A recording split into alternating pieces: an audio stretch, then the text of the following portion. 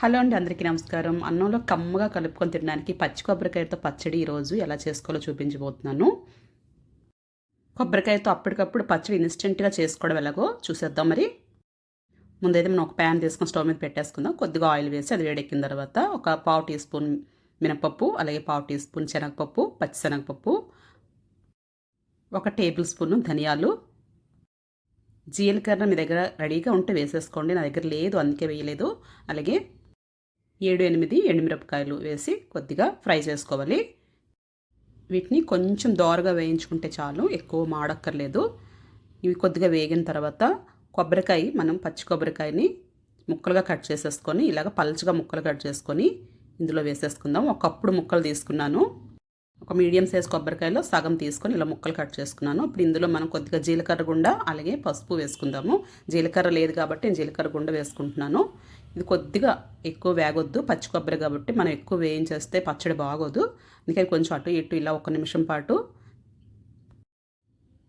వేడెక్కిన తర్వాత, కొబ్బరికాయ కొద్దిగా వేడెక్కిందన్న తర్వాత స్టవ్ ఆఫ్ చేసేసుకుందాము.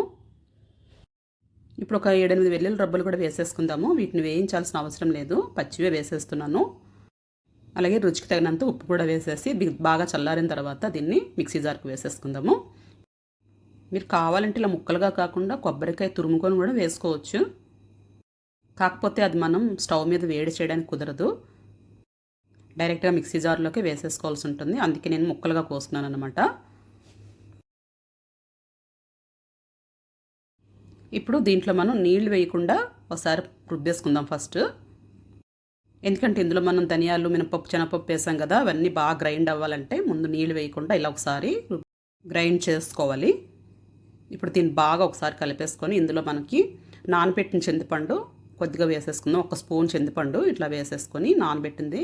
తర్వాత కొద్దిగా అంటే కొద్దిగా పంచదార వేసుకోండి. మీరు వైట్ షుగర్ ఉంటే వైట్ షుగర్ వేసుకోండి, నేను బ్రౌన్ షుగర్ వేస్తున్నాను. ఇప్పుడు ఇది కూడా ఒకసారి కొద్దిగా వాటర్ పోసేసుకొని, మరి నలగాలి కాబట్టి మనకి నీళ్లు యాడ్ చేసుకుందాము. ఒకసారి స్పూన్తో బాగా తిప్పేసుకొని దీన్ని కూడా ఒకసారి బాగా మెత్తగా గ్రైండ్ చేసేసుకుందాము. పచ్చడికి ఎప్పుడు కూడా ముద్ర కొబ్బరికాయ అయితే బాగుంటుందండి, లేత కొబ్బరికాయ అస్సలు బాగోదు. ఇప్పుడు ఒకసారి బాగా గ్రైండ్ చేసేసి కొంచెం నలిగిన తర్వాత దీన్ని బయటికి మనం జార్లో తీసేసుకొని దాంట్లో మనం కొంచెం ఎండుమిరపకాయ, కరివేపాకు, కొద్దిగా మినపప్పు, జీలకర్ర, ఆవాలు, అలాగే ఇంగువ వేసి చక్కగా ఇలా పోపు వేసుకుంటే చాలా అంటే చాలా బాగుంటుందండి పచ్చడి. ఫ్రిడ్జ్లో పెట్టుకుంటే 2-3 రోజులు నిల్వ ఉంటుంది. ఇలా మీరు కూడా ఒకసారి ట్రై చేయండి. నచ్చినట్లయితే లైక్ చేయండి, షేర్ చేయండి, నా ఛానల్ సబ్స్క్రైబ్ చేసుకోవడం మర్చిపోవద్దు. థ్యాంక్ యూ సో మచ్ అండి.